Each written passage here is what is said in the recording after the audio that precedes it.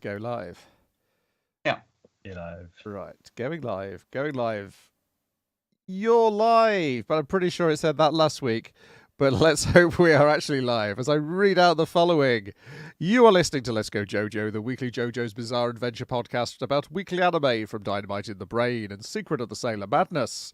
So come along and hang with the Let's Go gang. It's Dwayne. Hello. It's Niall. How are you? And it's me, Brian.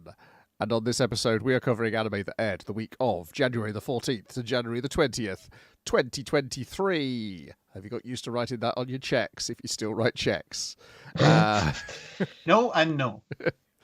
But there are a few things which did not air this week we're still going to talk about. And one of those things is the show that gave the show its name. It's JoJo's Bizarre Adventure, Part 6, Stone Ocean, Episode 30, Heavy Weather, Part 1. As we see, the advantage of watching it week to week and pretending it's coming out week to week is that we're still talking about it, whereas everyone else has forgotten this fucking happened. This feels So nice. as I've again stressed numerous times, there was some which was a bizarre event with some frankly bizarre turns of events in this. But this would have been one it was when doing the rounds for ages. Insert all your climate change is real jokes, fun. This is what's going to happen to us. Yeah. Also, I think finally in this episode, I understand how Underworld works as a power, because I did not understand it correctly. Well, yes. He literally has to dig up the memories. Okay. Right, Yes. gotcha. Yeah, so Underworld works by digging holes in the ground. To Punching find holes in the ground, but memories. it counts. Yes. Mm. And weather forecast or heavy weather, that works by altering the ozone layer to the extent that snails start falling and turning people into snails. That's right. That's how weather works. Yeah. Yes. Yeah. That's how ozone works. Yeah, the actual explanation is something far more convoluted. It's nothing to do with the actual weather or atmospheric pressure. It's just because it starts fairly sensible, versus is like, we gotta fuck it. Listen, I did this desperate gambit to get Weather Report to come kick our ass, but he's also gonna come kick my ass. So yeah. I'm in a very desperate situation now, and then the narrator helpfully explains how the ozone layer works, and it's three oxygen molecules kind of bonded together, and that forms a protective barrier around the Earth. So since you can control weather, he can control that. Snails, time for snails. Don't touch the rainbow. Do If you not touch the not rainbow- obey the advertising slogan on the package. Do not taste that rainbow. Do not. Yeah, You will turn your tongue into a snail, and the rest of you as well. they're one of those evil corporations, so generally don't listen to them. But you will. It's some combination of whatever part of your body touches the rainbow will turn into the mass equivalent of snails, or you'll turn into a giant snail man. One or the other, or both. Yes. I think my favourite bit of the episode, though, is the reveal that the hole they all leapt in, that all the action's been taking place in the previous two episodes, is incredibly shallow, and essentially you're kind of up to your waist from where you were in the room.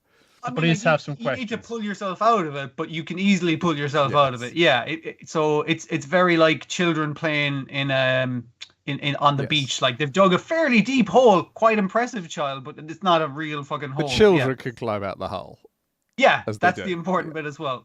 I'm glad it keeps showing us the parents of various children in the hospital and outside, like screaming and turning into snails, and the children perfectly safe. It's like, don't worry, the kids are fine. And I was like, that's not what I'm worried about, show. I'm worried about all these people dying and turning into snails. Well, yes. But- Well, it's not the turning into snails, it turns out, you have to worry about. It's the snail's natural predator, which sees these giant snails at the end of the episode and thinks, oh, it's dinner time. All right. I feel like the other thing I have to worry about is it's a genuine worry in this episode is a man who's driving a car suddenly turning into a big pile of snails, and then that car veering into you and crashing into you. That's a problem as well. You got to watch out. But Versus Yeah. has a plan. He's got a plan to get one up on Poochie because he's got an extra bit of information that Poochie does not have, and that is the existence of Emporio. And he knows from reading Poochie's memory that Poochie has decided to climb to heaven because of the memories he read in Jotaro's memory.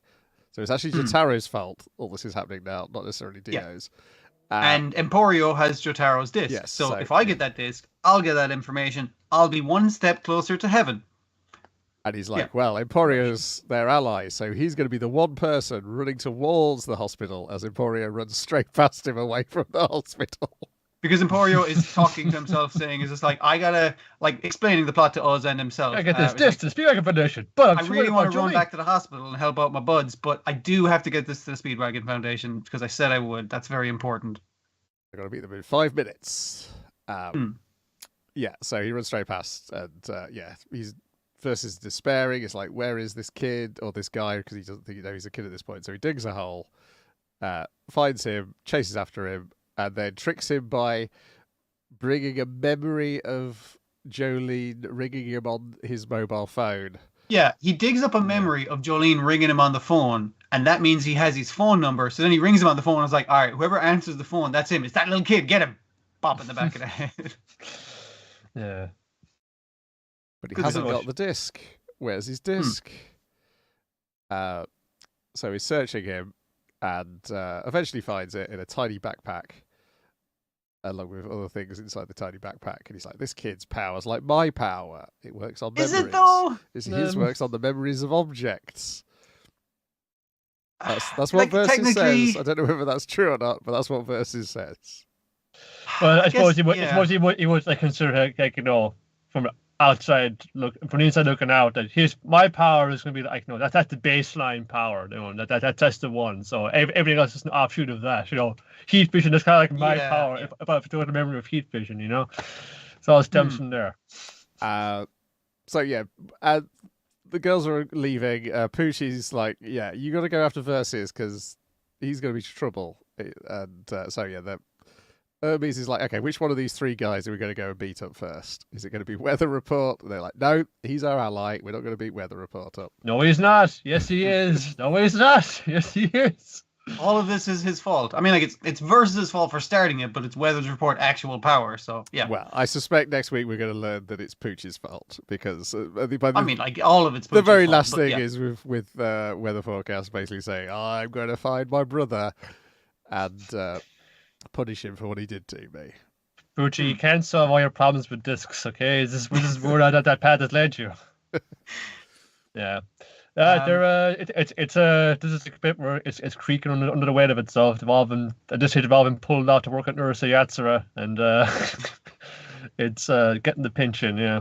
Yeah, it's not a very good looking episode. And it's a pity because there's a lot of fun back and forth, like with the girls, Jolene and stuff. Like they have Poochie right there, dead to rights, but he's like, yeah, but you better go after fucking a different guy who can unearth memories. And it's like, well, actually, Versus power also literally unearths memories, so we can use that on Weather Report, and like we'll do it like not using Poochie's powers. Yeah. There's a lot of parallels with this with like the kind of the denouement of part 5 too, because you got another kind of mass outbreak, like hysterical apocalypse event going on. People are turning into snails over the world, and this is like just after the last hysterical worldwide event where every fictional character came to life. Yeah, a lot's going on in Florida in quick succession. What a wild state, all those laws against nothing down there. Like the very simple thing of Jolene and Hermes having to climb out of a hole, but some cops are helping the kids out of the hole, and they're like, wait a minute, you're wanted criminals, now we're turning into snails, and you're running away from snail zombies, which are very slow, but will turn you into snails if you touch them. So they have to do like a Flora's lava type situation to even get out of the hospital. There's a lot of fun weirdness, but it's not a very good looking episode, unfortunately, with all the weird powers we got to deal with. Love that rainbow effect. Should be a rainbow in. It's got a good threatening rainbow noise. Yeah. It's just how slowly it comes down. It's very like, ooh, inevitable. It's like, watch out, like trying to pull her away from a rainbow. It's just good shit. Yeah. Yes, it was Shigeru after us. It was Shigeru Chiba in that episode earlier, the fist of the yeah, it was. Yeah, I said that during it. Yeah. Okay. Yes, because I was just comparing the staffs of the 2 things. And yes, they do share a chief animation director, Yurosai Asura, in this. So that might. Having said that, this also has an awful lot of chief animation directors. So who's available? Yes. So yeah, there's. How does he? The girls end up getting turned into. They fall. They nearly get hit by a car, and they have to dodge out of the way into a pile of snails. Yes, turning them into snails. Yes, and then he gets rid of Jolene by summoning up the memory of a quarterback. A quarterback from like some NFL final, and they're all doing their motions, like, and she's too slow to let go of him with her rope. Yes, but she using being a snail and a snail made of rope, she puts herself inside of a pipe and has that pipe flung at his fucking head while the quarterback tries to climb a tree to score the touchdown. The quarterback is terribly confused, understandably. What was going on in that game back then, man?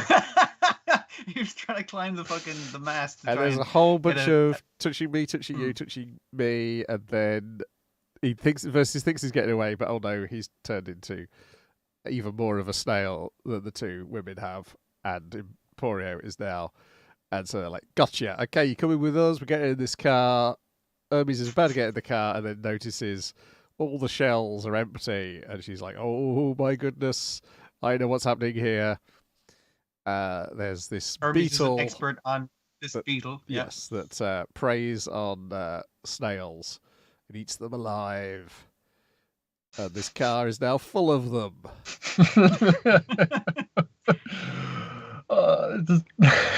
The driver was keeping like a colony of them in the dash there for when science experiment had gone wrong. They were a perfectly innocent pet up until the point where he turned into snails and crashed his car. Yeah. That sandwich that fell on the seat is what's wrought. It's very weird, JoJo. It's very good. Yeah. There's the highest concentration of this species of beetle in this state area is concentrated in this one guy's within car. this taxi. Yeah, I'm looking them up. They're mainly found in woodland and in other shaded habitats under rotten logs.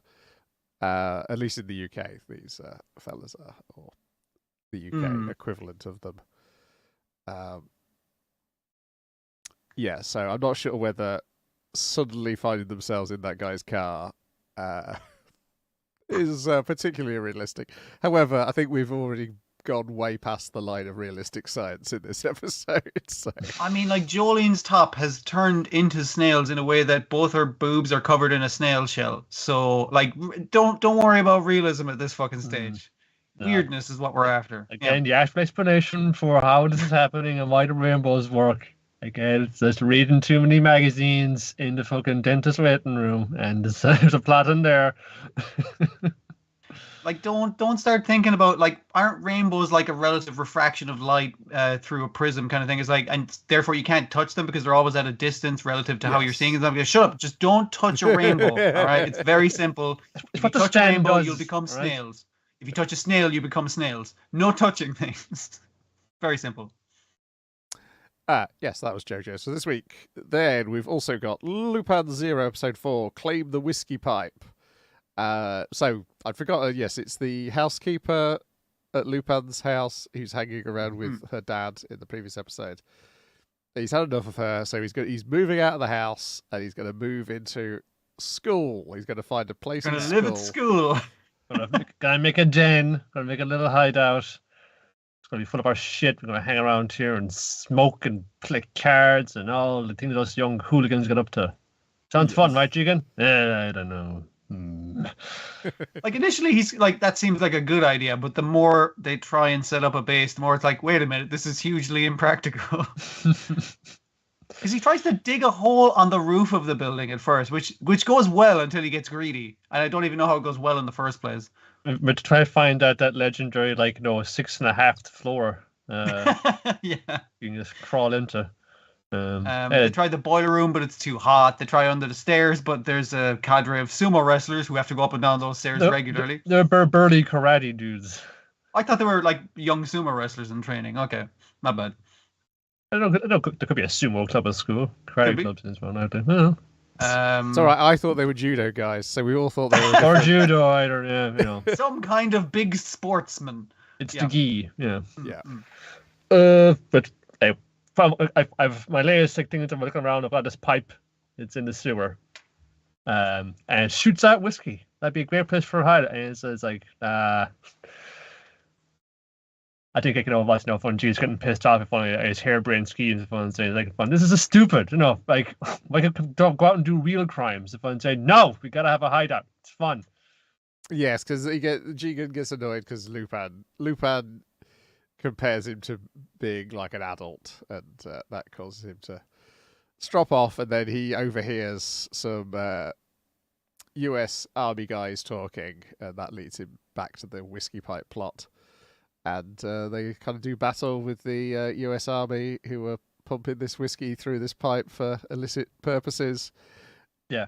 Initially, when it said the U.S. Army are bringing in whiskey through a pipe to sell it at a massive profit, and I was like, "Oh, that's pretty interesting." And I imagine like a pipe, like like a very thin kind of pipe that you could presumably transport a lot of whiskey through. But we're talking like a sewer fucking pipe, like fit a small child inside this pipe, kind of size of whiskey. It's just like, where are you getting all that whiskey? Where is this coming from? Has it gone under like the floor of the distillery, and I'm just like siphoning it out that way? Oh yeah, It's like a naturally occurring, like, they found whiskey like vein. a We vein of it struck in the whiskey, earth. It's like, boys. oh, that's a gold. I mean, like, it stops making sense when also the American soldiers are like, "All right, boys, here's your payment." And it just spreads out the money, and guys are just grabbing big handfuls of money. There's no actual like one for you, one for me. Just like as much money as you can carry, basically, is how we get paid for this job. Yeah, just they missed a trick here. They should have made the U.S. Army guys and drawn them like the characters from Sergeant Bilko. That would have been good. I did appreciate the amount of English that your man kept coming out with, though. Yeah. The sergeant. Yeah. It comes across a bit as like a real little boy's adventure serial or story, but it does come across, and it's like they always come across like the smugglers. There's always smugglers. Yes. It's like, what is smuggling? I don't know. Drugs, whiskey. Contraband pianos, what? I mean, like, yeah, it would work as a Sergeant Bilko plot of him trying to smuggle in whiskey in a comically gigantic pipe. Yeah. So that was Lupin Zero. I think we start getting the final two more serious plots next week. You did see Yoko kind of cozying up to like the officer there in the marine bar for saying, "Oh, we got this big operation going on. Oh, tell me more, big boy. National secrets, eh?" And this episode is not. I mean, like, it's underage drinking, but it's underage drunkenness is the crime that they're committing, I suppose. Yes, it was the 60s. It was a different time. Or was it the 50s? Yeah. 50s, I think we're in. 50s. They do point out, it's like, we're a bit young for that, aren't we? It's like, while they're heavily drunk, obviously. Yes, but they have found the thing that they will regularly do in the series once they are adults is just hang around drinking in hotel rooms. Yeah. Then we got me and Roboco, I think from a couple of weeks ago. I'm losing track because the fan subs come out whenever they come out. And it is episode 5, Roboco and Roboco. Bondo wakes up and there's a new maid by his bed who claims that she's Roboco. It can't be. She's too adorable. Well, I mean, no, there's a different kind of adorable to Roboco usually is, of course. It's different. She's a different charm. Yeah. She's low on power. She's fun saying, "Oh, her mighty body is just withered into this fucking little fucking svelte, adorable little kitten type visage." It's just like, I can't nothing with this guy. I can't do any fun stuff I usually do. I can only do the housework. The housework. She can only make omu rice correctly. That kind of shit is just, and he's just like, this is amazing. Obviously, his mom is trying to have none of it. Where she keeps like, is this fucking horniness happening in here? It's like, oh no, it's just Roboco, it's fine. But I did like the exterior shot of her climbing outside of his window to try skittering up like a spider. Yeah, good stuff. Nothing more raunchy than I get you triangle, young man. That's the kind of house you live in under my roof. Yeah, because I think it's next episode there is a bit where she opens the window to them and then it cuts to the outside and you see her on the roof again. Yes, and then he goes to the pool to show off Roboco to his friends. But, of course, by the time they get there, she is returned to normal. I mean, normal being relative, obviously, yeah. And also before they've given him some good advice of how to get into the swimming pool. It's like, hey, make sure it stretches and get your body acclimatized to the water. And he's like, yeah, nerd, don't want to drown, do you? looking at the camera, kind of like safety tips. I did appreciate the "and knowing is half the battle" section of the episode before Roboco comes back and just becomes ridiculous again. Yeah. Yes, and then she ends it with the line, "Eating meat turns me back." Yes. That's continuity. We're good. Yeah. Yeah, I crack up every time the first time you hear Guragachi in each episode because it's just like I don't know, there's always just kind of what gets me just right off guard, just the right way. It's like this, just obviously like, but hey, it's me, Guragachi. You know, I'm 8 years old. Yeah, sure you are. Okay. Even more so than Roboco. Roboco you can kind of get, but it's like tiny little man. Then on to actual things that aired this week. It's Welcome to Demon School Iruma-kun, Season 3, Episode 14, Leads Distress. He's got this vase, he can't let it out of his hands, and he's got to resist Elisabetta seducing him. But she does the opposite. She insults him. She's negging him. Oh. That's a technique as well. Pick-up artist over here. To the point where he passes out, and when he wakes up, the vase is gone. How could she do this to me? And then Iruma comes and points out it probably wasn't her. It was probably the same thing which happened to me when I started seeing traumatic hallucinations. And then we see that it is indeed the horseman has nicked it. I like the way he's going, like, I have no idea what he's reacting to right now, but I'm going to nick his vase, and that's perfectly fine. So then they start investigating Elisabetta, which then leads leads concentration. Concentrate. Training. Listen carefully. Oh, okay. I've got to read on them. They're in the bath. Jesus. No, concentrate, man. Concentrate. In fact, before we get all this, though, we do get a recap from I can't remember her name now. The one-eyed. Oh, she says her name and everything. God damn it! I meant to write it down. Dosa is her. Yes. Right. No, I just remember her like no, she's Dosa because she's right Dosa, right? So that's the way I remember. Yes, her recap is amazing. It just dismisses the entire plot and focuses it all on what she's been doing. She's the main character in her story, which is great. Yeah. There once was a mansion with a handsome lord dwelling within, and me, his main gal. And there's some other peons there. She says her friends who are literally there telling her, it's like, that's not how it happened. Yes. This is important because by the end of the episode, they will be dragged back into the storyline as Corelli, Kamui, Elisabetta, and Clara declare war on everybody living in that mansion. It's okay. The beasts are doing it for us, so it's not student-on-student combat. Checkmate. I'm not hitting them. A beast under my command is hitting them. That's perfectly fucking legal. Also, I'm not hitting him. My ability to shoot fireballs is hitting them. I was like, oh, come on, that's entirely fair. Also, giant wolf tiger, beats average demon school student hands down every time. The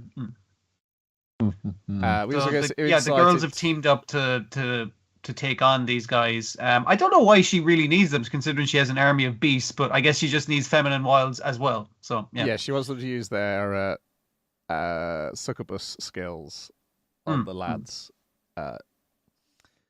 And yes, God, what's his name? The little fella who's Kamui.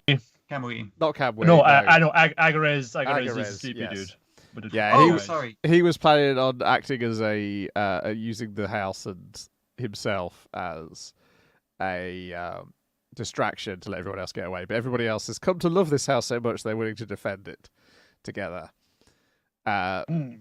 Yes, and we also get some insight into Kamui's gentleman training, which essentially was having everything bad about him run down by their teacher until he corrected run down without him being able to interrupt. Like, not even how dare you, sir? It's like, oh, I'm going to. He's like, no, I'm not giving you a chance to interrupt, you buffoon.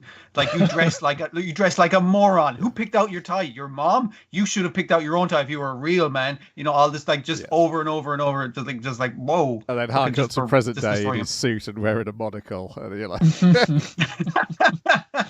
Can't not call him fancy now. Yeah. Well, notions is the power. If we're all about trying to embrace our negative traits. If you've got notions, we just lean into it. Yeah. What's the finale in this? I don't know. It's Under Siege. Yeah. I guess the lads are going to try and just intervene in this and something biting. I think. I can't remember what the Tsukima is. Yeah. I feel like they don't use the word Tsukima, but I can't remember what happened. Yeah, I can't remember either. I know your fella's still with them. The Nashville. yes, the Yes. smelly demon who has to be introduced to lead. Those three, they're all hiding in a bush while chaos is taking place. Yeah, there's outside like the- lots of good jokes. Like I do appreciate it. It comes across okay as lead going like, well, I guess I have to spy on them with my eyes as well because I need to do proper intel. That's a good excuse. I'll go with that. And him explaining that, like when the fake version of her is berating him, he's like, "No, you can't call me short. I've been standing on my tail this whole time, so no one could tell how tall I was." It's like, no, that's not gonna do it, man. I guess concentration technique was fucking like, he's playing a video game, he's eating, he's like And he's solving reading a a book. reading a book and solving a fucking Rubik's cube and just like that thing enhances concentration somehow. Some kind of reverse input shit going on. Then we got a brand new thing. It's the Fire Hunter, episode 1, Departure. Directed by Junji Nishimori. Series composition by Maru Oshii. Was he doing the storyboards on this as well? I can't see him doing storyboards. Let me on have that. a see here. Oh, there's nobody listed for storyboards. So I guess one Ooh, or two mystery. of them or both of them were doing it. But it's based on a novel, so it Not a should- light novel.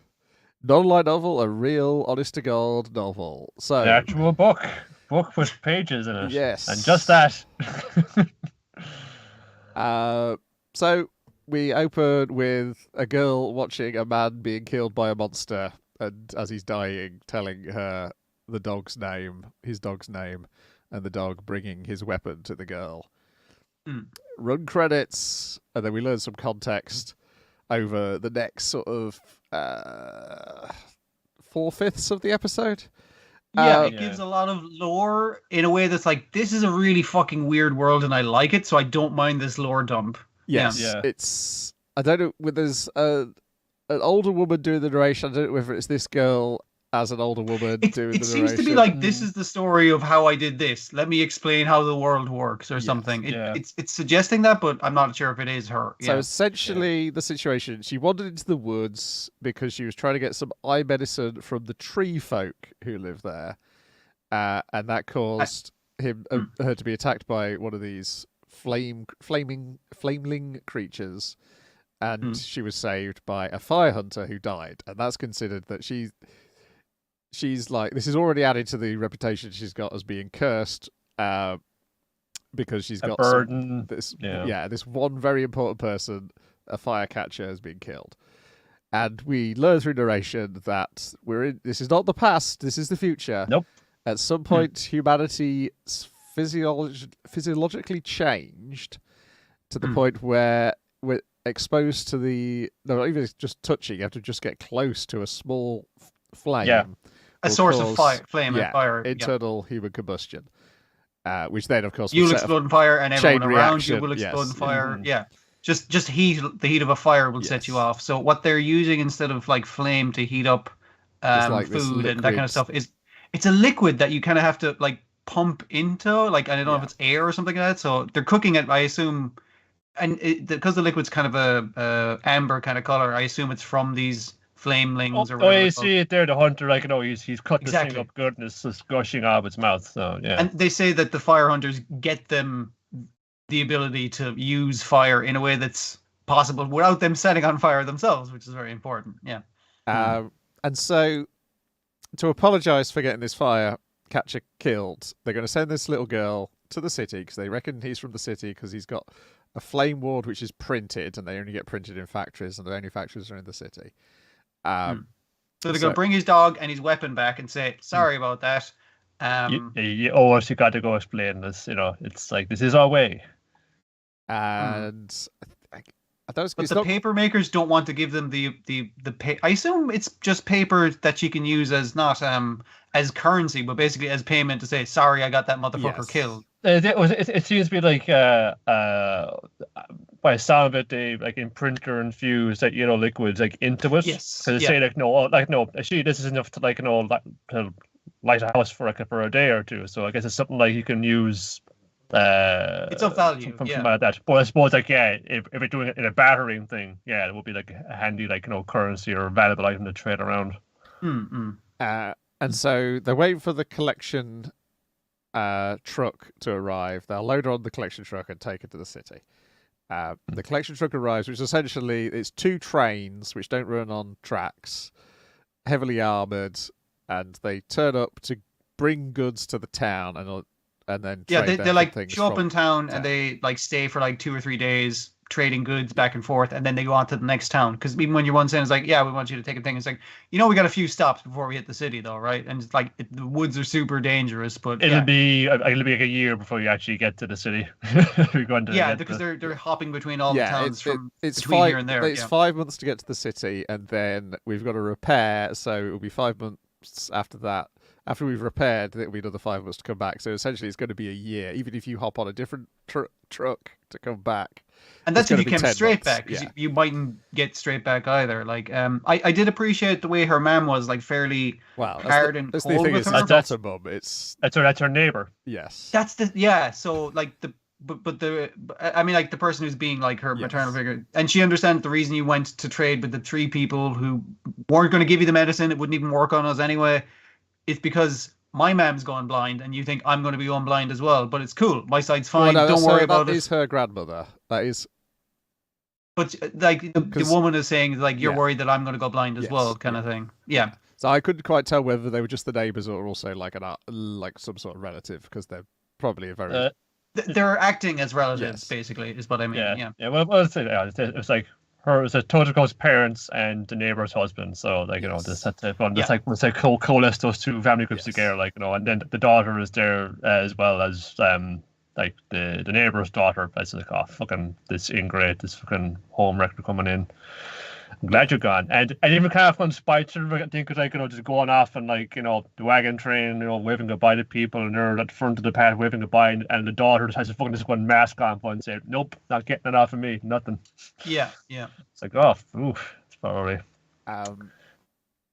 So the other reason they can't just send the dog and the scythe back is because the dog will only behave around. It attacks and it bites anyone who isn't her, basically. So yeah, and then we get introduced to 2 guys in a bit of detail. There's a 3rd guy as well on the truck. One guy's friendly, one guy's gruff, one guy doesn't really get to do much apart from look surprised when they let her onto the top of the truck to see her family goodbye. Well, he picked a gun, so he's going to, like, live with that. We're getting less screen time. You're just going to fire the gun. You said it was cool, so come on. It gets a lot of characterization down with very kind of simple things, like the nice guy kind of going like, it's very dangerous in the woods kind of thing, and the other guy going like, it's fucking like, just don't mollycoddle her, or fucking tell her the truth. And when she goes up the ladder and the guy's looking down, it's like, she's seriously loud up here, and your man's just like, it's fine. She's just saying goodbye to her family. Like, there's a lot of characterization done through action rather than people explaining their feelings and that kind of stuff. It's done very well as well. And the boss of the truck say, don't introduce that dog as if it's yours. And as the viewer, though, at this point, we're like, that dog's decided that that dog is hers. It's not going to basically the master telling her the dog's name was like, oh, I'm your dog now. Here is his sword now. Or sickle. Here's your sickle now. Basically, the dog is. This is what I don't know if that's how it works, but that's what the dog thinks. Yeah, I suspect it's also going to be key that this girl's eyes are the same color as the stuff they use for fire. Yeah. Yeah. I like the simple use of the showing that to light a lantern and to cook, and talking about how precious a resource it is, and obviously you have to mine it from these fucking horrible monsters, which is difficult. But then when you see it running in the train as well, like they got these huge tubes of it that are kind of lighting up and bubbling when it's on, and they kind of like they cool down when it's parked, basically.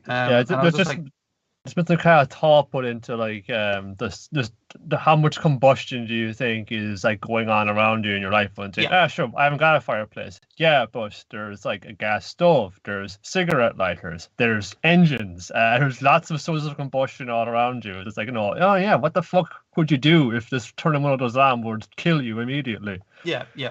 And then it's really interesting. And then hard cut to a different set of characters in the city.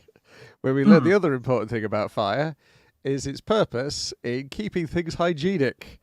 As we discover that the city is full of disease as we watch a pair of siblings bury their last parent, not from human combustion, but from disease. The smaller child is already sick themselves. Yeah, because you can't. They used to cremate Can't the boil dead, water. but now you can't do that. So now it's just piling up, and fucking rot and decay is rampant. Yeah. But like even things of like keeping medical equipment clean, you can't soak something in alcohol and then put it in a Bunsen burner, can you? No. Yeah, because alcohol is probably super illegal in a world where people combust very easily. Yeah, I assume it has to be literally a flame, not like a spark. Because as I was watching the truck, I was I think it has to be the heat of a currently lit fire. Yeah. So yeah, this is what's the name of this fella? This he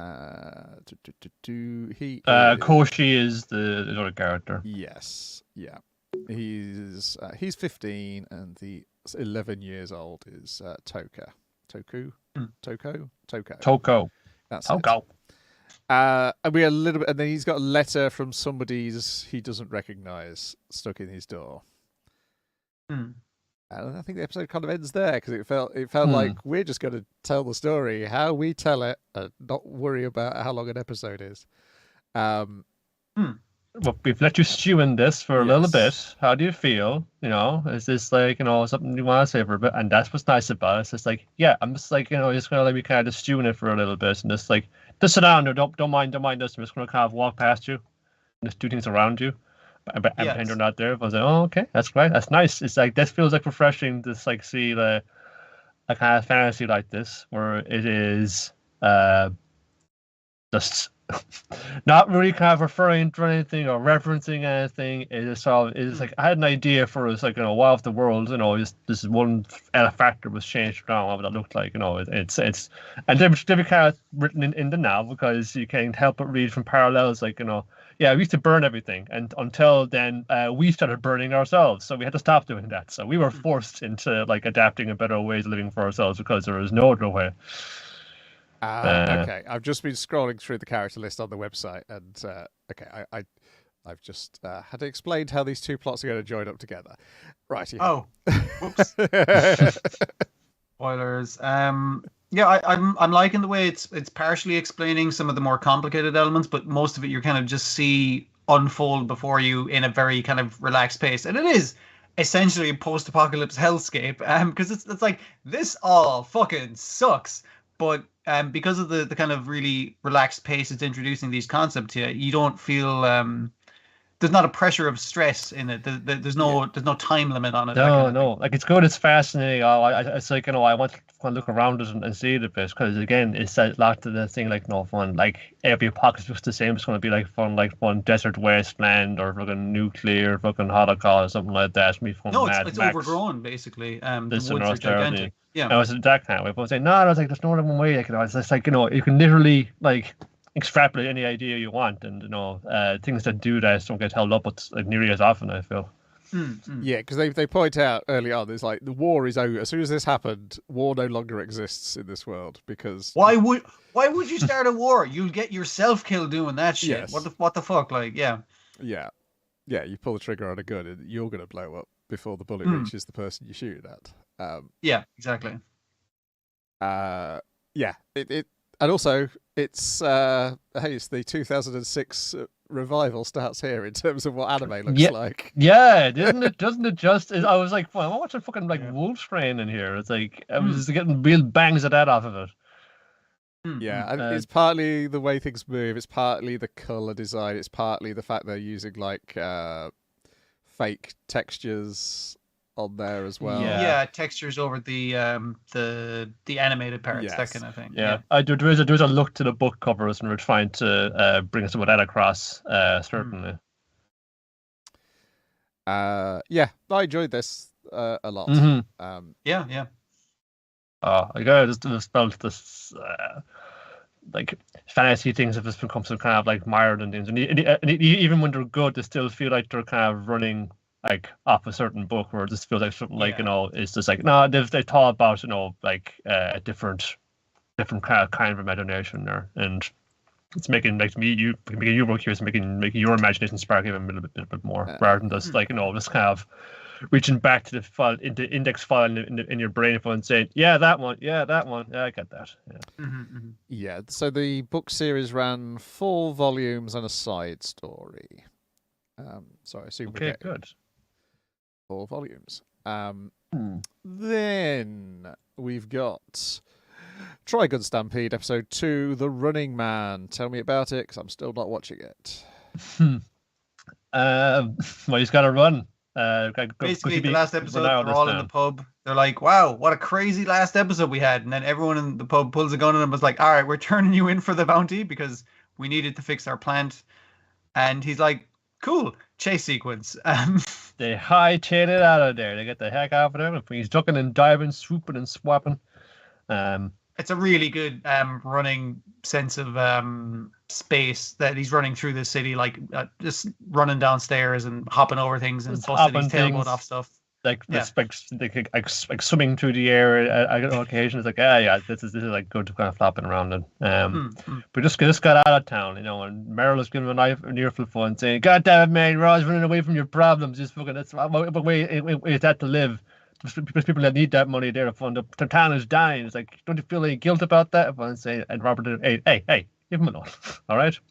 But just coming the other way, there's a Nebraska family. There's like father and son, Nebraska Senior and Gottsef, Nebraska Junior, and if this like fun, I've got a dude, the guy at gunpoint, he's bringing him into the town, and he's like, oh, it's a plan here. We're gonna loot the shit out of this place. Ain't me son. So they go in there and they're threatening the townsfolk and it's like, no. Well, initially they're trying to catch Vash on the road, so it's the chase sequence continues out into the desert, and then they can't catch Vash, and then they're like, let's rob the town instead. They basically give up. And then Vash is like, oh, the town's been robbed. I gotta go back. I gotta save the town again. Now I'm responsible for this now. It's like, this is like, no, these guys are coming after me, and now they're gonna go to that town. So I brought them here ostensibly, so I feel responsible for this,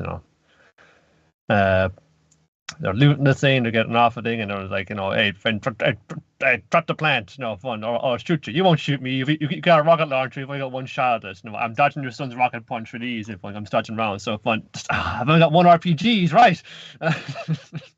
Yeah, as Vash points out earlier, it's like, hey, why wouldn't you shoot back at those guys? As Vash points out, a bullet costs like 2 slices of pizza, so I'm not gonna fucking waste it. I do have bullets on me. I'm just like, let's not be crazy. And the other guy's like, I only have like 1 rocket in my rocket launcher. I'm gonna brandish it around like pretty crazy. But yeah, I appreciate when after he shoots it, he tries to take another shot. He's like, oh fuck yeah, I only had the 1 rocket. Yeah, sorry. Yeah, it's like, anyway, but then like it's the plants fall over the side because like they've damaged the architecture and the kind of the edge of the fucking the building is going to fun tip off. It's like, my son, no, my only son, he's going to fall to his doom. For saying, it's okay, I got him, come on. It's like, but Vash, why would you do that? It's like, come on, man, all life is precious. Even if you're a dirty outlaw, I'm taking you in alive. And even if your son's a giant Frankenstein monster that was trying to kill me literally minutes ago, and your the pregnant woman is kind of like, I'm gonna fucking not help, and he's like, please, it's my boy, it's my only boy, and she's like, oh yeah, that's right, I have a child, and I'm soon to have another child. I understand. The town gets in on it. They pull him up by his extendo arm, and they all head down the pub. They all head down to the pub. All is forgiven, and everything's going super nice and great until the Frankenstein kid is covered in giant spider monsters. Spider robot bombs. Robots, yeah. Just immediately start flashing red and saying, "No, sir, don't do." He jumps out, heroically out of the pub and makes sure that he's close by himself, and then the rest of them get killed. So it's no. I don't know. That's all fun. There's all kinds of bad dudes coming along after Vash now. Got knives. It's just like, okay, I'm off the organ now. That's probably enough, building atmosphere and tension. I'm going to go out and go for a walk and see my brother. Because the initial thing is when they're interviewing him at the pub at the start of it, they're kind of like, so you have an evil twin brother who you've been blamed for all of his crimes. He's like, Yep. And it's like, and we have only your word to go by this. He's like, yeah, basically. And it's like, you realize why we don't believe you. But then he keeps doing Well, he keeps cowardly running away and not engaging these innocent town people who are just like trying to survive. So he's just running away, making sure they don't get killed. But then he comes back to save them, and then he saves the people who he was saving them from. So he's just like, oh yeah, you're entirely selfless but a coward. Okay, that's actually good. We do believe you now. Okay. Yeah. This is like definitely like from the off now, and one from in the next episode, it's yeah, it spins out of control pretty quickly if you hadn't gathered. No, people got spider bombs are being brought into the mix. If you're kind of going fairly full on with, there's less of the versus Stampede, who was like kind of a wacky guy, which we covered for the sadness. It's more like, it's just like kind of sadness is there, where like, he smiles at you, but it's like he didn't smile because he's happy, he's smiling because he's sad, it's that kind of an Yeah, upshot. yeah, So it yeah. has the kind of like, it's a bit angsty, it's a bit thing, and it's because it's having his humanist principles that's tested from the off. All these dudes immediately are just kind of escalating quite rapidly, in the level of threat that they're like administering, and this like the general kind of viciousness and evenness of everyone saying, yeah, because he's like, things, these like spider bombs, if they'll just kill you, like, kind of a bit of like theatrics, a bit of suspense, a bit of like kind of torture to it. So if it was going to like hit a real like kind of apex of this human tragedy like very like early on, and then it's going to be kind of difficult then to try and restore that little bit of kind of levity, because it's going to be fun to spike up so hard like so soon. Unless it's intended that as the finale kind of thing, it's just trying to tell that one part of the story. That seems to be what it's going for. So we'll see. Yeah, but it's like kind of more kind of like there's kind of like talk around this is like fun. What are they doing now? They said that they're giving away to me like kind of secrets of this thing, or they're adapt it more like they're more disparate. I wouldn't like kind of think of. I wouldn't use like the original like comic as too much of a guideline on this. They kind of pull on like moments out of that and putting them together in the story. To kind of it's going to the kind of broad strokes of it, because again, this isn't like one he's going to come back to and add to or go over again anytime soon. This is like definitely like he's using that thing as an inspiration in the story for that. But I wouldn't go searching around for too many parallels in it. I think they're going to just like try something different in it that still expresses the overall themes of it. But it's just kind of the struggle to survive, fun. And again, this is like after we've had a couple of years of like lots of these. See, mostly in the kind of like an apocalyptic stories, we'll say, of why would you do survive? If it came down to it, you had to do this. If it meant survival, if it meant like survival of the many at the expense of the few, whether that fun, but no, the trolley problem fun. What would you do? What would you do, Hotshot? And he was like one was like a real kind of a standard bearer of that, at least in the anime scene. Like, people remember like a Vast Stampede. It's like, oh yeah, he was this kind of wacky, cool dude. He was really cool with a gun, but he never took a life, and it's really like explored those ideas like in much more depth in the comic. A lot of folks were just like more on the TV series side of it, but yeah, sure. Yeah, I'm not sure it's going to be the most like fun time. I hope it doesn't. I wouldn't want to go in like too much all in on the angst on the thing. That's a part of it too. But there's hopefully they'll manage to weigh it out, not necessarily with levity, because if you're going with the dark kind of things, but with big bombastic action, which so far they've been quite good at. So yeah. where it'll probably will kind of flip back up again was when Wolf would enter the picture. Now he's got someone else to kind of play off now. We got like Meryl and Robert De Niro here, but they're like kind of not kind of parallel world, whereas Wolford is. He's like definitely much more on a similar kind of level. Is like so. They're trying to get the story, which is appropriate to their characters, but the other characters who are involved in it, That's something to come like leaning into every fun and saying, we get it, yeah, Vash is not Dash fun. Knives is a really fun bad dude, stay out of his way. And which is kind of what episode 3 really is, fun and saying, we get it. What do you mean? But we are seeing like some of the rest of his posse get introduced there as well. So I kind of I'm interested in seeing some of the versions of some of the characters from the comics I recognize and what they're going to do with them, because there's some like cool things in there. And as you say, I see some cool like kind of gunfights and action sequences, and this like interesting little like this crazy guns as well. You got Vash's one big cannon of a thing, but like the Maraska Senior, who's got like it's hard to tell if it was just like, like a handgun was just kind of a bang jack stuff, kind of like magazines just kind of taped, and was it a kind of like an extended one? But you'd actually the little kind of personal touches to the firearms and equipment and things. That's something that's like Nitro was always really good at, was putting together a cool mechanism like that, and creative ways to fit guns into things. Sure.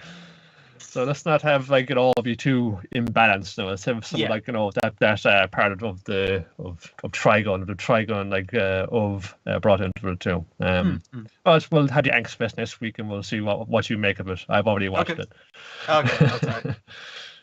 Then we've got Inspector, Season 2, Episode 2, The Value of Flesh. Is this just you, Dwayne, or you both watched it this time? I got up on the first one, and but I didn't really need to, because everyone's saying, just use all your favorites back again. If you introduce that thing again. It's a short case. I probably could have jumped in on this one straight away, and it would have been fine. So sorry. I'll give you the gist of it. There's two dudes walking up the mountain, and then his best friend shoves him off the mountain, and he's like, "Oh fuck, I guess I'm gonna die here on the edge of a mountain. My best friend having shoved me off a mountain." So then a Yuki Onna shows up, and is like, "Hey, your friend shoved you off a mountain there. That fucking sucks." It's like, have you come to eat my flesh? He's like, "The fuck are you talking about? All right, I'm going to make an igloo around you. You survive until nightfall, because I'm not going to eat you, basically. We'll go down tomorrow morning, so it'll make more sense. I know you're injured and shit. Here, let me just fix your wounds and shit. I don't want park rangers coming up here messing up my fucking mountain, all right? I don't want them to put in, like, safety rails on the mountain. None of that shit. So if I save you, you're going to go back down, and you don't fucking tell anyone about me. Don't tell anyone you met me." And it's very much so. It's like, I thought this would be like a romantic thing, and she's like, no, it's not that. It's not that. The entire episode this is very much so the weirdest meet cute you've ever fucking seen. But they're kind of like, oh, will they, won't they? So when he arrives back down on the mountain the next day, his friend is telling the police, it's like, oh, it was terrible. He fell off the mountain and fucking died. It was a terrible accident. And he's like, officers, that man fucking pushed me off a mountain. Arrest him. Case closed. We cut to 11 years later.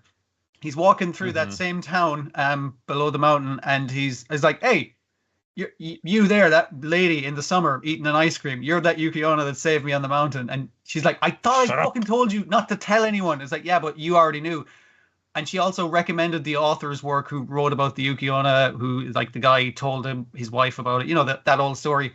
He recommended that author in the intervening 11 years. He has read the story, and he's like, "Well, technically, you already knew about it, so it's fine. You don't have to kill me in this scenario." And she's like, yeah, technically you're right. Yeah, that worked out. The fucking yokai legal loopholes. Yeah. Dodge getting killed. Oh, there's loads of legal loopholes in this one, and that's the problem to some extent. But basically, he's had an awful life. So his best friend pushed him off a mountain 11 years ago. That fucking sucked, right? He got married in the meantime. His wife had an affair with another guy. That guy tried to kill him. But it didn't work out. He's still alive. So obviously he's separated from his wife. And that guy, he was also was the number 2 guy in his company. So the company went out from under him. But he still has a vast personal fortune that'll keep him set up for a good few, a decade or so. That's a recipe for a stand user right there. Yeah. And she's like, Jesus, that's pretty fucking rough. So you have a house here now. And he's like, yeah. He's like, can you cook? He's like, yeah, I'll cook you a meal and shit. And she's like, all fucking right. All right. Free fucking room and board for me. So she visits him 3 times a week. Just pops down for dinner, basically. And it's absolute. You guys are dating. You're dating now. You're too fucking stupid to know you're dating, but you're dating now. And at one stage, she does propose him. It's like, hey, we could fuck, you know. I asked our goddess about it, and she said, yeah, you guys can totally fuck as long as you use protection. So and he's like, that's a weird fucking goddess, but I don't know, man. It seems like I'll be taking advantage. He's like, if the church says it's okay, you know. Exactly. Right. If your God says it's okay, it's grand. But anyway, while he's cooking dinner at one stage, and she's like, oh man, fucking he has to answer the door because I can't answer the door. I'm a Yuki Onna, and I can't let people know I'm here. So it's the cops at the door, and they're like, hey, your ex-wife was murdered, and you're the number 1 suspect. And then they kind of look into the room. It's like, who's that in there? It's like, oh, it's your pet rabbit. Never mind, because she turns into a rabbit. So then she has to contact the goddess again by email. There's also a giant yak in the room. He's like, oh, that's just my messenger service. Don't worry about that giant yak spirit. You get better reception on the yak, you see. So the Yuki Onna is a witness to him like she was there having dinner with him when his ex-wife was murdered. So she's a witness, but she can't testify because she's a ghost. So that's where we're left at the end of the episode. And I was like, I fucking love this show. It's stupid. Someone better call the inspector. So I assume she's going to have to come up with some lie as to how he couldn't possibly have murdered his wife, even though they know that he didn't because there's a witness as to him not doing it. Good shit. I want to see her in the courtroom. It says, Your Honor, I may just be a simple country god of all wisdom, but in my humble opinion. Yeah, I don't know where the fuck it's going to go from here because, like, basically she was mentioned in passing, and then we check in on her checking her emails at the end, and I was like, this is a funny fucking show. It's quite good. The setup is complete. Okay. Yeah. That was that entices me back in. I don't want to exactly what I enjoyed about the show. So yeah. Yeah, hope let's kind of dive into it, and we won't get too soon to like the 6th episode long. We gotta kind of discuss this in a lot of hotel rooms before we actually concoct our plan to go and confront it and put up enough on let's get our story straight here, okay? Before we go out to the press. But I mean, like most of it, as with this show in general, is just people having conversations, which is pretty funny as well. Yeah. But it's about spin, and I kind of like it's like it was fun saying, oh yeah, that's all she is. She's just like god of wisdom. Fuck her. She's just a fun spin doctor. She's just kind of fun like spin this stories that the normies don't freak out too much upon. Saying, okay, remember, all right, there was a swamp gas bouncing off of Venus. That was all it was. Yeah. The god of wisdom of making up bullshit on the spot in order to actually do good. Yeah, but still, good one. Looking forward to seeing how the fucking court case goes, I guess. I'll try and catch up. Then we got Vinland Saga, Season 2, Episode 2, Ketil's Farm, in which Einar is introduced to Thorfinn on Ketil's farm and told, okay, lads, you clear this land, make it into farmland, and if it's worth how much you are as slaves, you become free men. Like, basically, if you guys clear off all these trees, right, and turn it into farmland, you can then have that fucking farmland and farm it, and I'll buy the wheat from you at a fair price, and you'll have basically bought your own freedom by working your own farm. And your man's like, that's a really fucking good deal. Holy shit. Like, that's awesome. Yeah. Is that all it takes? Your man's like, yeah, within minimum, 3 years, you guys will be like, you'll have worked your way to freedom. And it's like, yeah, sweet deal. And all the time, Thorfinn's like, mm-hmm. Yeah, sure, okay. I'm just going to introduce you to to all this is my advisor. What's his name? He's a free man too. But he's still here because he's still helping out. And he was some of my retainers used to be like slaves too, but they're just like it wrong. I mean, it's like yeah. And they're free to do what they want, but this never here so much that they didn't want to go. So, they love the work here. They've worked here for so long that it's just like, well, fuck it. I was freed here. I might as well keep working here, right? It's like it was 9 years. Everyone saying that adds up. Yeah. Sure, I'll be like them. Obviously, I'm going to get away from here. But I just cut on all these trees. Yeah. It's just, I do this in 3 years. 3 years of my back. We do it, no problem. Yep.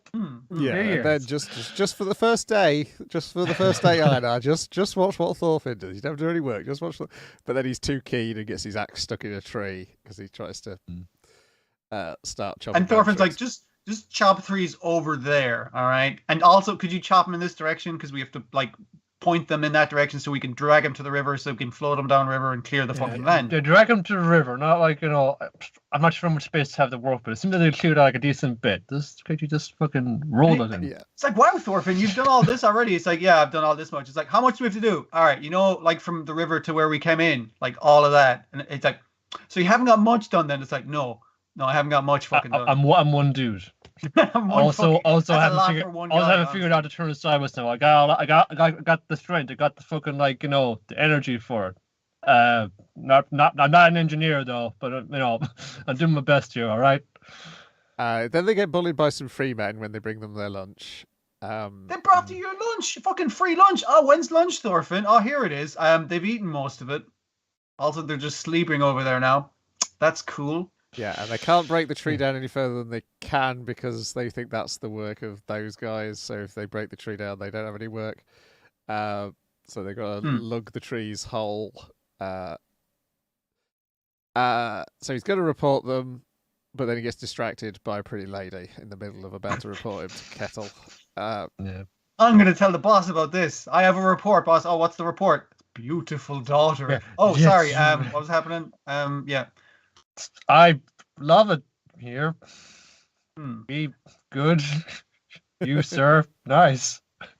Like all of the interactions between him and Thorfinn are really awkward and funny. Like Thorfinn's like, I thought you were going to fucking report about the guys, because he was saying, don't fucking do it, man. They'll just bully us more. Like leave it be.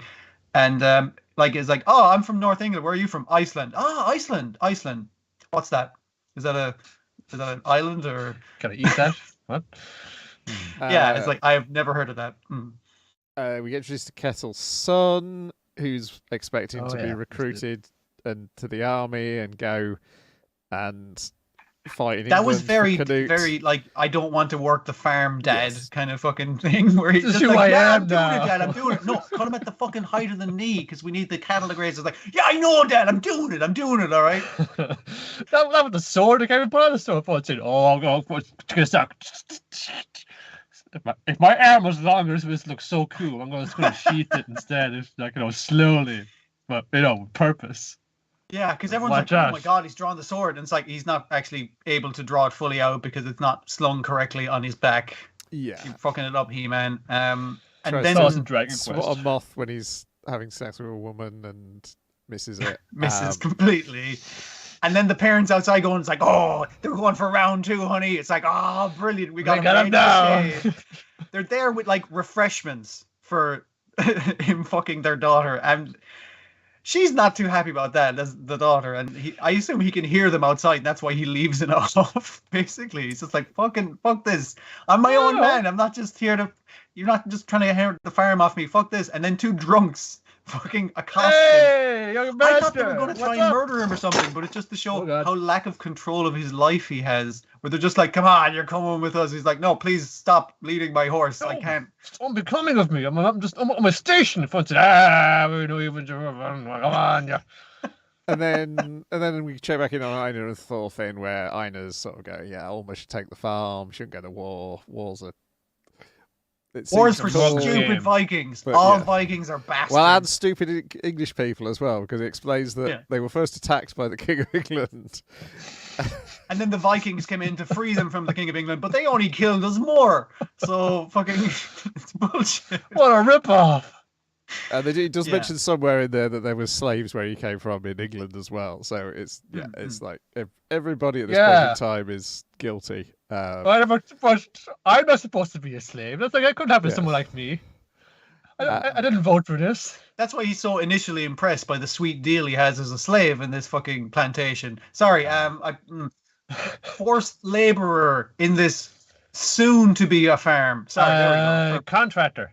Yes. Yeah, that's it. Perfect. And it's, perfect. hey, what do you think, Thorfinn, about what I'm saying about people who kill people? What do you think, hey, Thorfinn? You've been Thorfinn, you awake? awfully Thorfinn? quiet over there. Very good. We're sleeping in a barn, That's Thorfinn, right. on hay, like wild animals or domesticated animals. Thorfinn, are you awake? Ah, he fell asleep. He must have fallen asleep. But no, he's busy thinking about Series 1 of Vinland Saga and his role And in all the said bullshit crime. that he Well, went yes. through. Hmm. And his role in murdering people. For And probably enslaving a bunch of Yes. people. I'm pretty sure they did that in season 1. Yeah. yay! More fun times at the farm. Yeah, Kettle Farm. This is where kettle chips come from. I have to laugh because it's such a fucking miserable fucking time. Yeah. We'll be here for a while, but we will occasionally check in on Canute if it plays in the same order as it does in the comic. Well, he's I think in the it- opening, so I think probably. it would be good to Mr. Car to go with us now, because like as miserable as it is, it's still very idyllic and fun. Seeing these long fields of wheat blowing in the sunset wind. It's all very pastoral and bucolic, and it feels very nice. But it's just like I want to hear this one shit, and you'll never getting out of it, because even if you do work at it and fucking buy your freedom, it's so institutionalized now. You can't consider anything else. You're just going to hang around. You're going to be just, like skids. push somebody else Yeah. down. Yeah, you bought your 'Cause freedom, but now he you've got even no says money. it. Yeah. He even says it in this to Thorfinn, not realizing it's like, that's going to be you if you continue this. Where he's like, those stupid retainers, they don't even fucking own land. They have to work for the guy. It's just like, and it's like, Well, that's but the going to be suckers, you. am I right?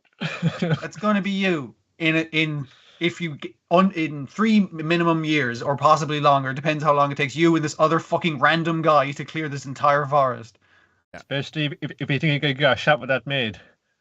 But yes, as this is not Stardew Valley, the anime, there will be other things happening that will prevent it just being a farming anime for the rest of the whole time.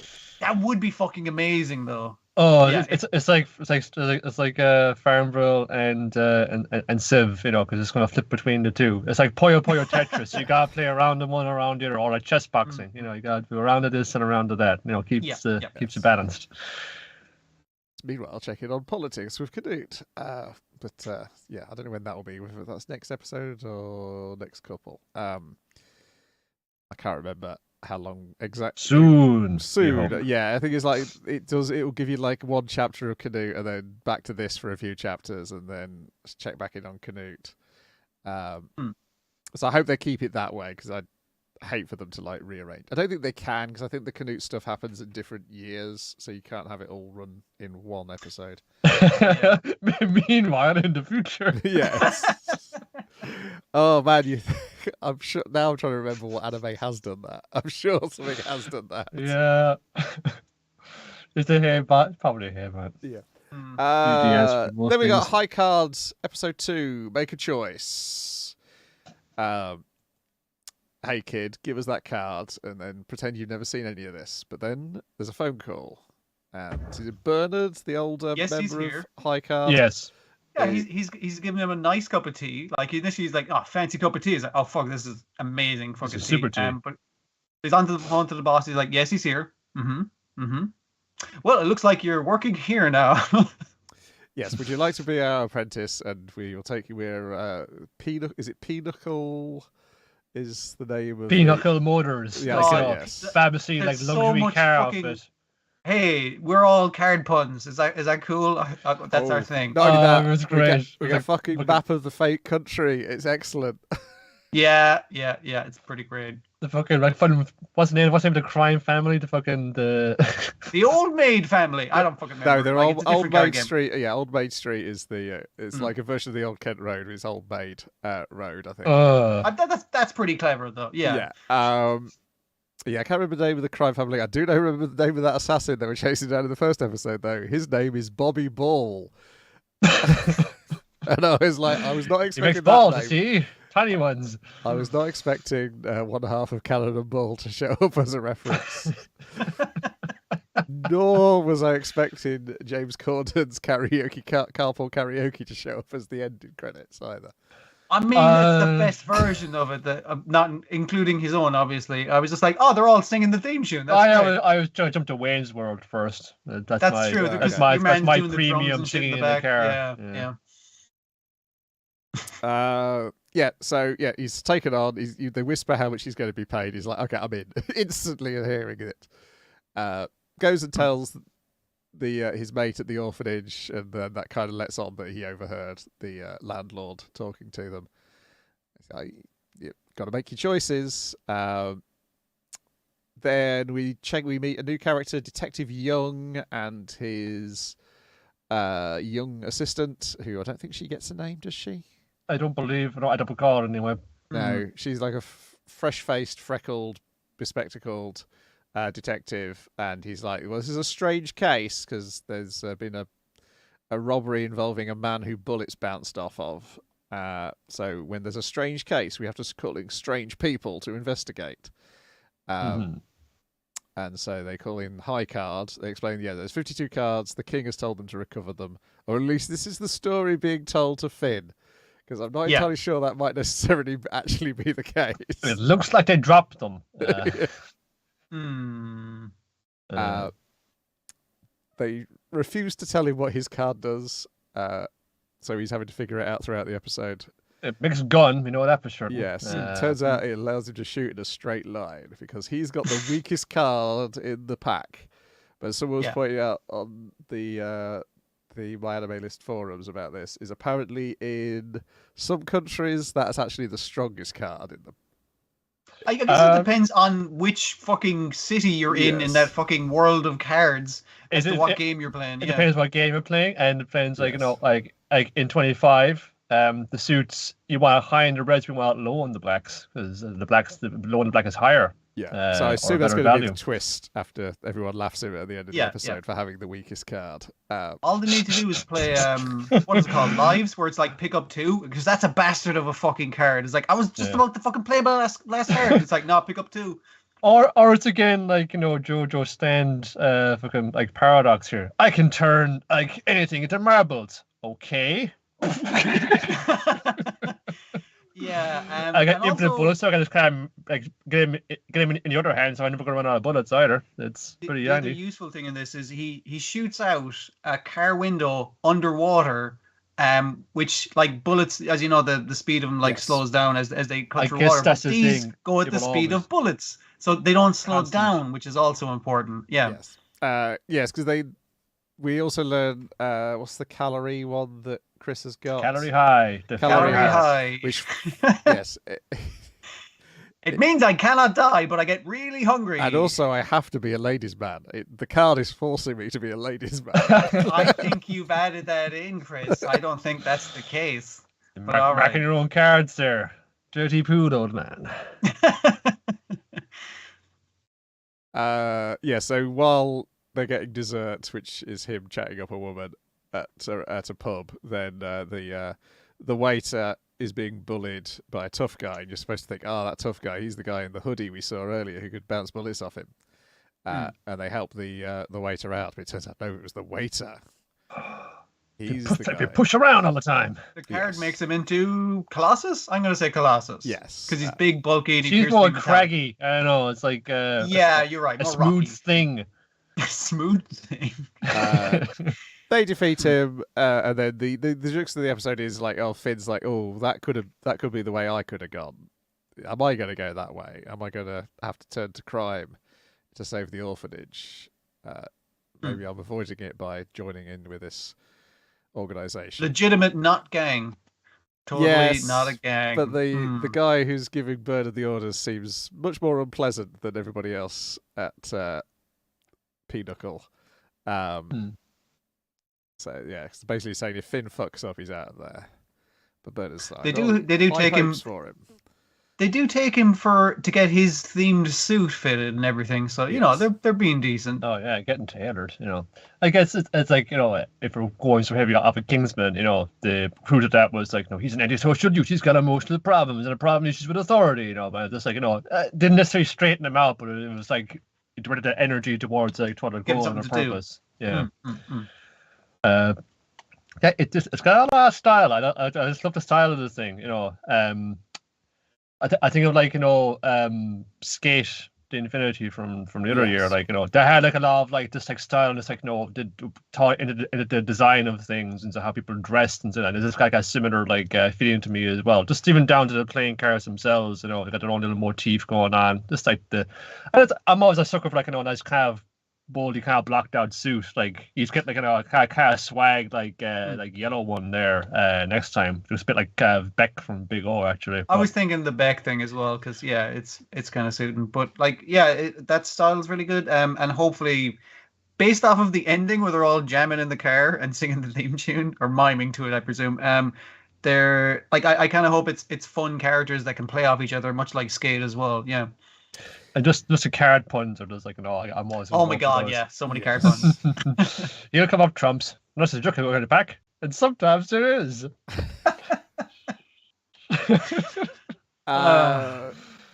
So we've met Finn Oldman is our main character. Chris Redgrave is our secondary character. The other members of the team we meet are Wendy Sato and Vijay Kumar Singh and Bernard Simmons. It's Theodore's the guy on the phone to Bernard. There's a fifth guy who we see the back of their head in the opening credits. We don't really get a proper look at them. Short, angry-looking lad. Yeah. Is I think VJ is actually the hacker and the plant dude. We'll have to check, like, because I on that very dumb map, like, so he went from England inverted commas to I don't know if it's just United States or like just. I took screenshots, so let me take a look. Okay, perfect. But so he went to the United States. So I was like, what are the other two countries that are sandwiched next to them? What wild fuckingness is going to be there? It reminded me of Akka, of like having every nation of the world in one island. That's Smooshed into one island. Yeah. which I'm fine with. It's a that fun was also premise. stylish as all get out. No, I spy what's weird, like appealed to me as well. Just an opportunity to something like that for fun. It's kind of cops and robbers, kind of shooty shoot bang bang stuff, like with buddy daddies. That feels kind of like icky and embarrassing. It's just like that's why all the blood in these. It feels just like it's like it's just like feels so uncouth. Like it's got a bit of like class to it. Yeah, it will be funny if this is a better Mark Miller anime than the Mark Miller animes. I mean, it's probably a bit more fun at least. Yeah, sure. But that's why I come to anime for. Like, I just seeing these things that are familiar to me just get refracted in this particular way, and just that's just slight, even like outdoor perspective points. Because in always it looks like it and kind of talks like it. It doesn't look like it, but it's kind of evoking it. But it's by kind of turning it like 45 degrees. Like that's actually a much more interesting and cool way to think about that. So there's the countries are Spada, which is spade, lozenge, which is diamond. Yeah. Polo stick, which I think is club. Yeah. And silphium, which is heart. And they've got different like areas in them, such as I think the towns and cities. Yeah, the capital of lozenge is the Bell Land. Magic Rose is silphium. Acorn Field is polo stick, and Shield is Spada. There might be another word hidden behind the subtitles. And then you got these other places like Mayhew, Warren, Le Marchand, Rattery, Savernake, Hooper, Hudson, Blower, or Magnuson. I wonder where we'll go. I suspect we'll only go to the capitals. Yeah, you can look at them and you kind of like, okay, like Hudson, that could be like a New York pastiche or something like that. You're going like, oh, this is fun. We can have fun on this map, that kind of way. It's a far, far, far, far future adaptation or story in the Black Clover universe. He went from Shield in Spada to Bella. So he went quite a way to go. They're not next to each other. Those two places he went to in the first episode. But you can travel by a singular truck, so there you go. Yeah. But I think the shapes of the countries, I don't think they're taken from anything from our real world, but maybe I'm missing something. Well, the code type because we turned upside down. I mean, they love doing that, turning it sideways. Upside down, inside out. There's a lake in the middle by the looks of things. Or I think I saw one where the second fun. You see a world map, just kind of do the negative of that. Okay. Yeah, there's one the place. Continents or the seas. Yeah, there's one place here where it's coloured yellow, and the others are coloured black, blue, red, and green. Trapler is coloured yellow, and that's by the lake. So I assume we might go there at some point. But yeah, I was like, oh, fake map, fake countries. Let me take a screenshot of that. I want to see what's going on. I do love it. They had to give everything slightly different names. I wonder if polo stick is polo stick. I go club. Yes, a polo stick is a club. You use a big mallet in polo. Yes, I think is the idea. That's it. Yes. So a club. So a polo stick. It's really abstracted. Yeah. Yeah. Wow. But yes, I mean, if they named Bobby Ball after Bobby Ball, the British comedian, then I'd be fascinated. There's a good chance they might have done based on other references, but there we go. Yeah. Then we got Vampire Dies in No Time, Season 2, Episode 2, From Tokyo to Neo Bayside, Exciting Draluc Surveillance Diary, and Quest of Soulgate, Investigators of the Soul. It's better because one word is soul in English, and the other word is obviously soul in Japanese, but it does sound very silly when you say it like that. Yeah. The first part is a Dampier from Tokyo has travelled to Neo Bayside to show these vampire hunters how it's done. A main character has arrived. Vampires, except for presumably one of your own parents, but all vampires must die. And they're like, oh, that's not how we do things here. There's a vampire here in the Hunters Guild with us. It's like, that's right. They got this vampire sword technique. dude, what are you doing? What are you doing special moves in this one for? It's fun. Just hit him. Just like he's down. Now I killed him. He's just a fucking guy. You just beat him up. Well, It's okay. Take it easy, man. Don't even be like that. Fun insane. What was it anyway? It seemed pretty cool. And then all fun said, "Yeah, show us. That's really cool." It's like, And the way they're all like really simping around him, kind of thing. He's like, this is like the way they recruit people to black companies. They're all really nice and smiles. There's no way anyone would be this friendly all the they're just time. trying to drag me down, trying to lay all the work off me. Well, I'll show them up. I'll prove myself. I'd say the encounters the fun cadre of the most perverted vampires we have in this city. The three worst vampires we have in town. No legs vampire or physical lower body vampire. Yes.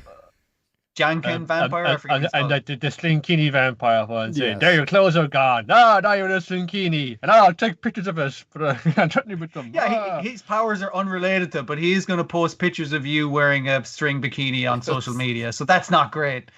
Like, Yeah, because he's like, oh, I'm a good vampire. I'm just going to do. I'm just personal reporting on invasion the story crimes, for yeah. the paper. Yeah. Anyway, Maybe I'll so come in and beat the him up. gist of the joke is that they just weird him out too much and he goes back to Tokyo. That's right. Ronaldo's going, God, stop being weird. You're going to scare him off. I'm Uh, welcoming to our new friend, okay? Yeah, I don't think I'd place is realised too they were in Yokohama until this episode. I'm sure they've said it multiple Definitely times. no, They've they've said been multiple mentioned times Yes. episode titles, yes. Yeah. Yeah. Yeah, but I think maybe it was just taking the Tokyo characters coming there. It reminded me of the more Sure, recent yeah. Yakuza outings, which I was like, now I understand a bit better. Yeah, there's this. Yeah, it's the Tokyo guys coming to Yokohama, and Oh, It's things often- work different here, man. No, don't worry It's about often the case when it says something like that, where like, it used to like, all anime being set in Tokyo or some version thereof, and this is this kind of way it it, and then it's like, oh, this like weird kind of comedy anime. It's like, it's so weird. It's what I'm saying. Yeah, most of that's not just the kind of premise. It's just that's just like a thing particular to that part of the country. Yes. So it's just like typical like habits of them. So it. oh man, they're laughing. I hate to be them right now. second part is Heniichi. She's observing Draluc to make sure he's up to no good. Oh, Oh, yeah, totally honestly, as that's definitely legitimate right. as part of her job. Yeah. Yes. Not for any other fucking reasons or that he will bake cookies at some point. Nope. Oh yes, no, these No, sir. those like those slender arms and eating the dough is just like it's very important to get all these things. To describe him on site. Make sure he's not doing anything evil, putting anything bad in his cookies. Nope. Also, John was there. He's nice too. Yes. I think that was just that one. I was. Yeah, pretty much. I can't just kind of bringing her back in and saying, remember her from last series? Yeah, she's just, this is a weird kind of thing now. She keeps hanging around. She's just supposed to be And a just cop. a bunch but of she's- short bits like him, like that he streams, which I'm just like, of course. He Oh fucking yeah, he's a streams. that- VTuber. That's the thing. Yes. Someone was pointing out apparently that's an incredibly accurate representation of VTubing. The stuff John's What, that they doing. die really easy but Yep. come back really easy. Apparently It the just stuff John's- skyrocketed as soon yeah. as John was involved. It's like Yeah. just park him in front of the webcams. When Like, he puts John in front of the camera so that all the chat is just new. Like I was just like, yeah, that feels about right. Yeah. And then the third part is the editor shows up, doesn't want Ronaldo this time. He wants Draluc because the editor-in-chief is launching a new games magazine. And We know you're a This day and gamer, age. so Yes. you can review this for us. you can read the I'm not Venus. sure. I'm not sure who good this editor in chief could have to be while launching a games magazine at this time. I presume it's not be. It isn't in print, right? Is this game that the editor-in-chief himself has chosen? And Draluc's like, oh my goodness, I want this job. I can't disparage this game, even though it is so terrible. It's the worst fucking game. It's a real piece of shit. It's just It's a fucking pop team epic insert bit with a parody of video games, and it's just bordering on Bob Mimimi levels, just like weird characters populating it. Apparently they made it online so you can play it online if you want to play this terrible game. ooh, that's good. Like Oh. I didn't even think they made browser games anymore. That's excellent. They do sometimes. The dead one when Doro came out is like Yeah, you're like a little one, just you're fighting against the zombies and then they take you out. Like, yeah, I got pretty good at that one. And then the punchline is that yes, it's a magazine dedicated to reviewing incredible shitty games. If you could have been honest about it, it is an awful game. There got some me like things in there, like this the like the fun, like the ET waterfall, saying, "Oh, you're always going to fall into this hole and die. There's no way to avoid it." You know, just like just kind of pulling a few fun weird things in there. I think my favorite bit was the very long loading screen, and then humanity goes like, "Wow, exciting vampire!" You know, it's just like The quest gate is opening. Yeah, Repeatedly screaming shouts that at at- you. Yeah. It's just really fucking peaky. It's a fucking like altered beast. I suppose Draluc will do us. He'll like keep us safe for that kind of thing in the absence of Uncle from another world. No, he's gone back to the world. He's staying there. He's not coming out. Yeah, and I think also it found a different take on shitty video games to the Psyche K bit, because Psyche K has a 5-minute segment which is also about shitty video games, because he has to buy shitty video games so he avoids accidentally reading somebody's mind and discovering how the game ends. So the only way he can't be spoiled of video games is to play video games nobody else would that ever no one else play. is playing. And it's just like, it's just like the leaps of logic you go through to try and justify your taste in this crappy thing. And it's okay to acknowledge this is crappy thing. It's crappy, but you kind of like it a bit anyway. But you have to point and say, no, it's a profound statement about the struggle for human survival. You know, in this world is tough, so the game is tough, and it toughens you up for the world. And even though it was like a very retro game kind of look to it, it was reminding people to talk about, like, you know, your Dark Souls and Elden Ring. It's like, no, you don't use the spirit summons. You gotta fucking suffer. It's just like they're there in the game to be used. It's the kind of bullshit people talk about. Highfalutin game, and it kills his console at the end as well. That's the final thing it does. That's the worst part of that game. The final door breaks your console. Breaks the console. Yeah. Yeah, good episode. I love the format. 3 parts. More people should learn from it. Yeah. Then suddenly Egyptian Gods Season 2, Episode 2. Suddenly Hinamatsuri. Is this really about Egyptian gods anymore? Anyway, they're building a giant Hinamatsuri display, and is it Set wants to go on the top, and they're arguing. Set and Horus they wants to don't go. put Set and not Horus. Horus. No, not Horus. The 2 jackals. They put them in the same scene. And I'm like, wait, which one is it? And it's like, I have to wait till one of them talks to say something. Well, what Set has the angry eyes, and Anubis has like the good eyes, and the different nose. But I'm just thrown for like a half second, and I'm like, wait, okay. But we got the whole opening credits now. We got all like got their names, so you can remember which bit of pantheon they are. So in case you've forgotten. Anyway, it's like go on, let's do it. There's 2 seats. Just go on. We don't mind. It's like no, I had to go up and be the best, but there's 2 seats. It's okay. Let's just take the damn photo. Come on. And that's it. Then Giant Beasts of Arse, Episode 3, Long Rain Village. Giant Arse of Beast. In which we meet the next member of the crew. These, what are they called? What they call them? They have a word for the beastmen, and I forgot what the fuck it is. It's like the ancient word for the beast. Is it the Greek word or the Roman word or Latin word for them? Yeah, that sounds right, but I can't remember it now. It's a word which literally means like beastman. They're beastmen. The village full of beastmen. We're going to stop off there, get supplies. It'll be okay because there's another chapeau there. There's another chapeau there who has exactly the same body, but it's a dog hat, and she talks in dog puns. The parasite dog. It's like, don't worry, I speak their language. Meow, meow, meow, meow, meow. And then from behind the village elder comes like a fucking exact same person with a dog on her head, and it's like bark, bark, bark, bark, bark. And it's like, yeah, we're cool. I was like, fucking this show, it's good. Yeah. Shit. It's good, except the problem with this episode is they scrimped on the the parts of the episode which needed to be flashy. The bits which needed the animation attention were the bits which didn't get the animation attention.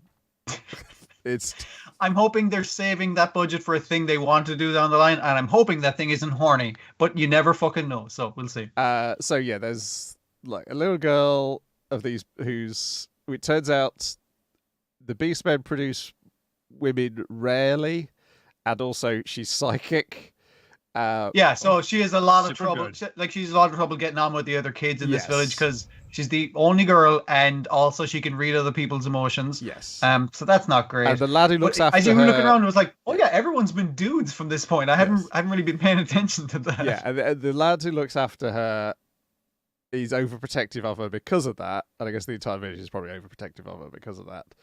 And so they think she's wandered out and is going to be attacked by this red-eyed beast who showed up, but it turns out she was not in trouble at all, and so he ends up being in trouble. And because basically our guys are like, oh, we're going to sign you up to be like a hunter to defend this, or a paladin to defend this village. Yes. But they already have their own paladin who's like this really big guy, so you probably won't have to do any fighting. Turns out that guy gets injured fighting this big red-eyed beast. And he's like, yeah, there's a big red-eyed guy. He fucking fucked up my arm. And the younger guy, he's something the Hasty. Yes, I was just Merrin, is it? I think it's Merrin the Hasty. Merrin the Hasty. So he's ran out into the woods to find the missing little girl. Which the little girl's like, hey, I took his sword. I saw you looking at his sword, so I took it for you to make you happy. And it's like, no, now he's out in the woods alone without his sword. That's bad. And they're like, oh, fuck. I assume that is bad. I assume she's misreading Kumi the 22nd's desire to be to do the combination thing with Jiro. Yeah, because she sees his sword and it's like, I want him to wear as a suit to me. Yes. I don't know. It's weird. It I happens want to again be in this inside episode. him. Yeah. Yeah, so I to guess speak. that's the sentence to go with. Yeah. So they obviously he has to go out and like, oh, we gotta save the kid, but at any stage we can't show you getting inside me because then they'll know that you're a well, it's not cleric. priestess. She's a cleric. Cleric is the class, whatever the fuck thing she is. We can't show anyone that you're a cleric, and then there's the big red-eyed beast menacing you around. It's like, we gotta do it. Okay, we'll do it. They do it. They kill the beast. He's like, and don't tell anyone about this. We're gonna leave town immediately. Yes. But we see the old man has been following them, and he's like, you're pretty good, Jiro. And I was wrong. The opening credits is not him fighting Jiro, it's him fighting the other guy from their group in the past who's now working with Scientist Man. We also we check briefly in on the other two guys. We check in on the two guards who are hanging out on the boat, and it's like, oh shit, a whale. It's like, don't worry, giant beasts in the sea are fine. It's giant beasts on land you got to worry about. And it's like, do you think we're in trouble? It's like, no, we're probably fine. Do you think he's going to like experiment on it or something? No, we're probably fine. I would assume everything's going to go well for us. As he's taking us off on his boat, taking his bottle of crystal drugs that he keeps munching every now and again, it's probably all fine. Those guys are so fucking dead, and I feel bad about it because I love them. They're great. Yeah, they'll be fine. Maybe they'll just have to just like keep bumbling through the situation and come out the other side after everyone else is killed. That would be nice. The very last thing we check in on is the general woman. Yes. Who gets a report from another woman who's a different type of person who we've not seen before. She's got like devil horns coming out of her forehead. She could be nice, not evil at all. I think she's wondering what that scientist guy's up to. Yeah. So she's still like, what's going on? I'm anxious about what's happening, but she hasn't really done anything yet, so I don't really know what her deal is. No.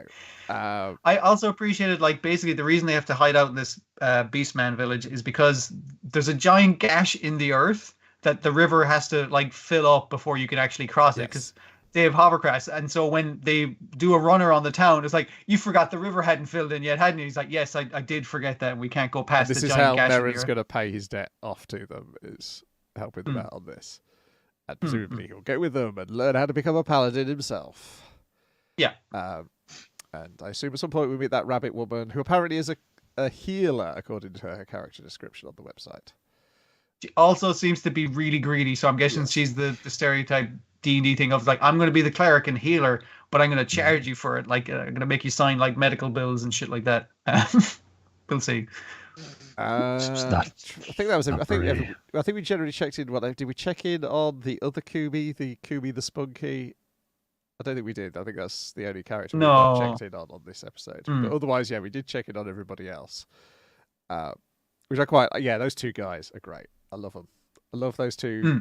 One's got one stripe, the other's got 3 stripes. So we got like an idea of where they rank. One slightly higher, but both very low. Yes. Rosencrantz and Guildenstern. Yeah. And the fact that like the villain is generally upbeat about the person they're pursuing getting away, almost as if this is part of his plan. Maybe just wants to observe her rather than actually recapture her. I want to see what shenanigans she gets up to. That's part of my experimentation. Yeah. yeah, I'm enjoying it so far. But yeah, this was a bit of a step down in production values compared to the previous ones because the monster did not look great. It was kind of Well, an I mean, like in elephant. general, it was like a two-legged elephant with tentacles, and I was like, that's not great looking in the first place. And the action wasn't great, but it wasn't like it was badly animated across the board. The stuff in the village looked fine, and the stuff with the two chapeaus.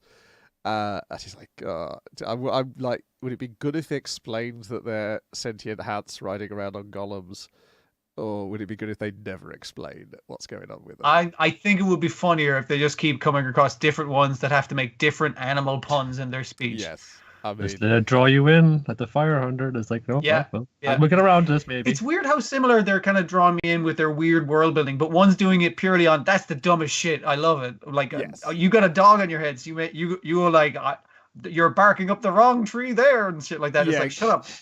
Brilliant show you. Giant Beasts of Arse is the sort of weird fantasy shit I would add to a role-playing game that I was playing or running. Yes, because Fire Hunter is a good show, but I would never put anything that serious in a role-playing game I was running.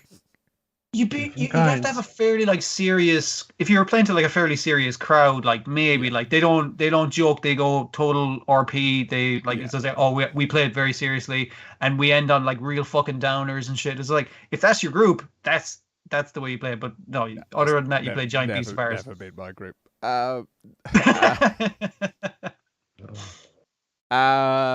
Giant Beasts of Arse. Yeah. And it is pronounced Giant Beasts of Arse, I believe. So we are correct. Giant arse of beast.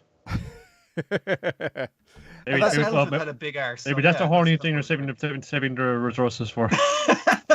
We gotta save it for the ass. That's it for this week. I did check Japanese Netflix. They have not subtitled Uncle from Another World yet over there. So I assume they're waiting till it's finished, if that ever happens, and then handing it over to the various localization groups rather than saying do it weekly for a bit and then just hang see around. If it continues. Yeah. It's not getting any better. There was a wave of fucking stoppages there that hit. I guess it's hitting, I suppose, much of the same outsourcing studios that a bunch of them are using. Yeah, wasn't the problem though with It's Uncle from Another World is that they hadn't budgeted at all for outsourcing anything. So as soon as they ran into scheduling problems in house, they couldn't actually move it out. But the thing is, so now if even like could outsource it or had arranged to outsource it, now there's maybe some of these outsourcers now are not like taking work because they've had to stop work because of enough COVID outbreak. So it's just like it's fucking getting hit from all sides there. Man.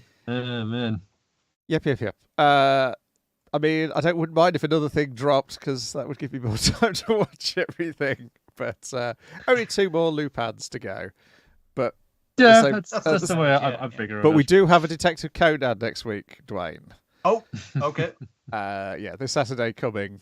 There is actually no, it'll be the week after for our purposes. But yeah. Okay, that's not so bad. But this Saturday coming. Yeah, that'll be coming in as Conan's finishing off. So yeah, that's okay. Yeah. There's a new, I guess, 2 or 3-parter. I was like, this past weekend, I was like, oh, we don't want to hit just the right spot. A new Detective Conan story to watch. And I checked the schedules, and I was like, oh, there is one next week. Excellent. Good. Look forward to. Otherwise, we'll be back here next week with one more episode of exactly the same things because nothing's finishing yet. So we'll see you then. Goodbye. Bye. Oh, I did.